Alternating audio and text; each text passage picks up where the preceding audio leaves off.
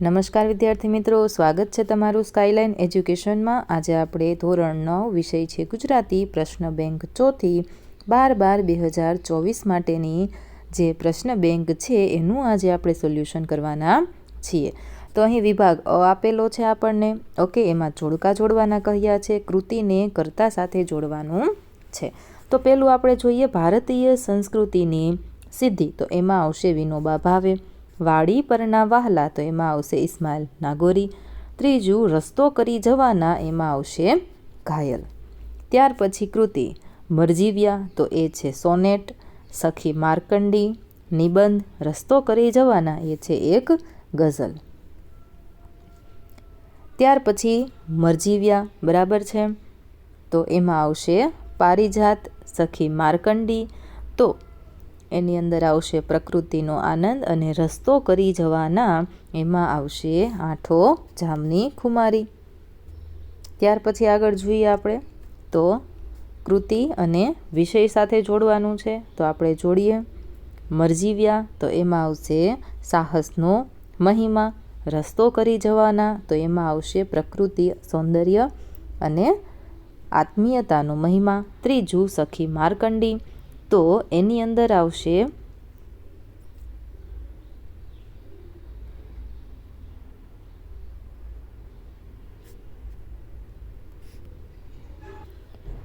પહેલામાં આપણે લખ્યું સાહસનો મહિમા, બીજામાં લખો ખુમારીનો મહિમા, અને ત્રીજામાં આવશે પ્રકૃતિ, સૌંદર્ય અને આત્મીયતાનો મહિમા। ત્યાર પછી છે સર્જક અને ઉપનામ બરાબર છે, તો વિનોબા ભાવે આચાર્ય, કાકા કાલેલકર સાઈ, અમૃત ભટ્ટ એમાં આવશે ઘાયલ, ઓકે। ચાલો ત્યાર પછી આગળ વધીએ આપણે, તો ખાલી જગ્યા આપણને આપેલી છે, વિકલ્પો પણ આપેલા છે। તો મરજીવ્યા છે એ કયા પ્રકારની, તો કે સોનેટ। બીજું પૂજાલાલ દલવાડીએ 1926 ખાલી જગ્યા આશ્રમ પોંડિચેરીમાં વસવાટ કર્યો હતો, તો એમાં આપણે જવાબ લખીશું અરવિંદ। ત્રીજું છે કાકા કાલેલકરને ખાલી જગ્યા પુરસ્કારથી સન્માનિત કરવામાં આવ્યા હતા, તો એમાં આવશે પદ્મ વિભૂષણ। ચોથું એક ખાલી જગ્યા અમારું દુઃખ માત્રની દવા છે, તો એમાં આવશે આત્મબળ। પાંચમું દરેક ખાલી જગ્યા પોતાના પ્રત્યક્ષ પદાર્થ પાઠ લઈને આવે છે, તો એમાં આવશે ઋતુ। છઠ્ઠું માર્કંડી ખાલી જગ્યાના ડુંગરમાંથી આવે છે, તો જવાબ લખો વૈજનાથ। સાતમું માર્કંડી પોતાના અરીસામાં લેખકને ખાલી જગ્યા નક્ષત્ર બતાવતી, જવાબમાં લખો મૃગ।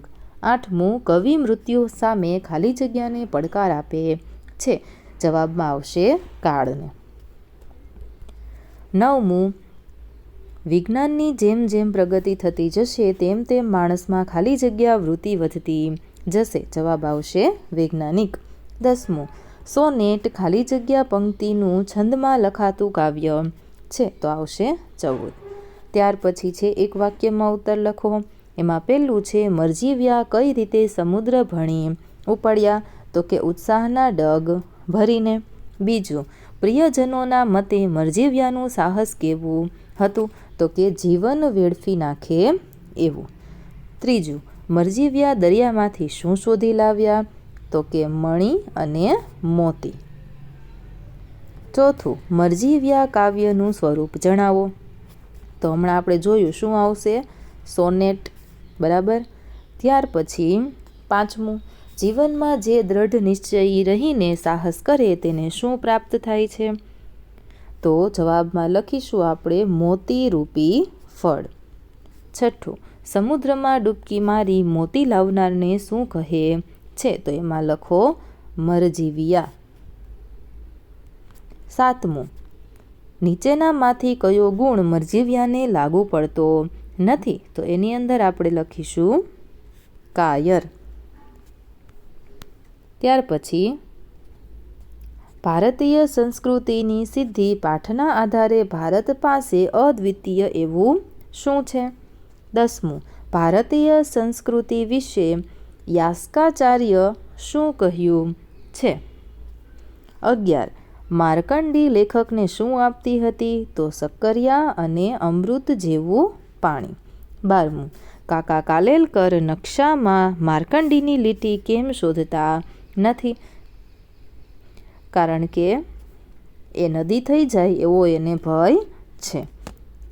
14મું, દુનિયાથી દિલના ચારે છેડા ભરી જવાના પંક્તિનું તાત્પર્ય શું થાય? 14મું, કુદરતના કારવાન કાફલાને વાળી શું આપે છે? તો આવાસ આપે છે. 15મું, જંતુ જગતના દર્શન માટે કયો સમય વધારે યોગ્ય છે? તો રાતનો શાંત અને નીરવ સમય યોગ્ય છે. તો વિદ્યાર્થી મિત્રો, આપણે વિભાગ બી સુધી પહોંચી ગયા છીએ. તો ફટાફટ રેડ હાર્ટ કમેન્ટ કરો, વિડીયોને લાઇક કરો, તમારા મિત્ર સાથે આ વિડીયોની લિંકને વોટ્સએપ પર જરૂરથી શેર કરી દેજો, જેના લીધે આવનારા તમામ વિડીયો છે એ તમારા મિત્ર સુધી પણ પહોંચી શકે. અને ચેનલને સબસ્ક્રાઈબ કરવાનું ભૂલશો નહીં. અને હા, આ PDF તમારે ડાઉનલોડ કરવી હોય તો કમેન્ટ કરો PDF, તો તમને હું ત્યાં લિંક આપી દઈશ. વિભાગ બી, એમાં આપણને કહ્યું છે 2-3 વાક્યોમાં ઉત્તર લખો. કોઈ પણ 2 સવાલ તમને પૂછાશે આમાંથી. અહીં આપણને ટોટલ આપેલા છે 10 સવાલ. તમારે જે પણ સવાલનો જવાબ જોઈતો હોય એ સવાલ તમારે કમેન્ટ બોક્સની અંદર આખો લખવાનો રહેશે, એટલે ત્યાં તમને જવાબ મળી જશે. ત્યાર પછી એવી જ રીતે તમારે સવિસ્તર સવાલમાં પણ કરવાનું છે. જેટલા જવાબ તમારા પાસે હોય, બરાબર છે, એ અને જે ના હોય એ તમારે કમેન્ટ કરવાનું રહેશે. પણ આખો સવાલ કમેન્ટ કરજો એટલે તમને જવાબ છે એ ફટાફટ મળી જાય. ત્યાર પછી છે વિભાગ સી, વ્યાકરણ. બરાબર, ચાલો જોઈએ. સંધિ છોડો અને જોડો. નીચે આપેલ શબ્દોની સંધિ છોડો. તો નયન છે એમાં લખીએ ને પ્લસ અન. ઓકે. ત્યાર પછી વાતાવરણ, તો વાત વત્તા આવરણ. ત્યાર પછી શબ્દોની સંધિ જોડો. તો ગંગા વત્તા ઉર્મી એટલે શું આવશે? ગંગોર્મી. અને ત્યાર પછી સિંધુ વત્તા ઉર્મી એટલે આવશે સિંધુર્મી. ત્યાર પછી પ્રત્યક્ષ સાચો સંધિ વિગ્રહ શોધો. બરાબર છે, તો સાચો સંધિ વિગ્રહ કયો થશે? તો કે પ્રતિ વત્તા અક્ષ. ચોથાની અંદર પણ એવું જ કહ્યું છે, તો એમાં આવશે ક, વધુ વત્તા ઉલ્લાસ. જોઈએ આપણે 5મું, તો સાચી સંધિ દર્શાવવાની છે. તો આમાંથી સાચી કઈ કઈ છે? તો કે ભાનુદય સાચી છે, મહર્ષિ સાચી છે, ત્યાર પછી સંવાદ સાચી છે. તો ખાલી આ એક જ ખોટી રહેશે. ત્યાર પછી રવાનુંકારી શબ્દ શોધો. ચાલો આપણે શોધીએ. તો ઝળહળ, ટપટપ, ખડખડ, સન, ડુગડુગી. બરાબર, મરક મરક, આ બધા કેવા છે? તો કે રવાનુંકારી શબ્દ છે. ત્યાર પછી આપણને અહીં પણ શોધવાનો કહ્યો છે, તો આપણે શોધીએ. તો એમાં આવશે પહેલું, જવાબ આવશે હસાહસ. બીજું બ. બરાબર, ચાલો ત્યાર પછી આગળ જોઈએ. તો રવાનુંકારી શબ્દ ધરાવતું વાક્ય નથી. તો એ છે ચોપડી બોપડી. બરાબર. ત્યાર પછી બીજામાં પણ એવું કહ્યું છે ધરાવતું વાક્ય શોધવાનું છે. તો એની અંદર આવશે ખિલખિલાટ. બરાબર, ત્રીજો જવાબ. ત્યાર પછી પ્રત્યય કયો લાગ્યો છે? પૂર્વ પ્રત્યય છે કે પ્રત્યક્ષ? બરાબર છે, આપણે જોવાનું છે. તો જોઈએ આપણે. કુટેવ, એની અંદર આવશે પૂર્વ પ્રત્યય, પર પ્રત્યય. ત્યાર પછી ભલાઈમાં આવશે પર પ્રત્યય, કમનસીબમાં પૂર્વ પ્રત્યય, ધાર્મિકમાં પણ પૂર્વ પ્રત્યય લાગેલો છે.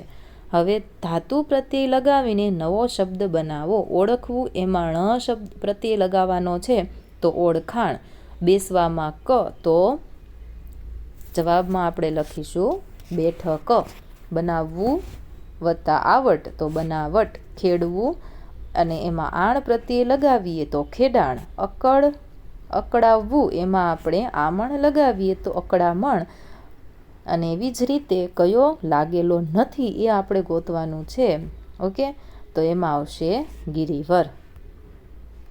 આના પછી છે વિભાગ ડી, નિબંધ. બરાબર છે, એમાં પણ તમને જે નિબંધ ના આવડે એ કમેન્ટ કરીને જણાવજો. મળીએ આવતા વિડીયોમાં.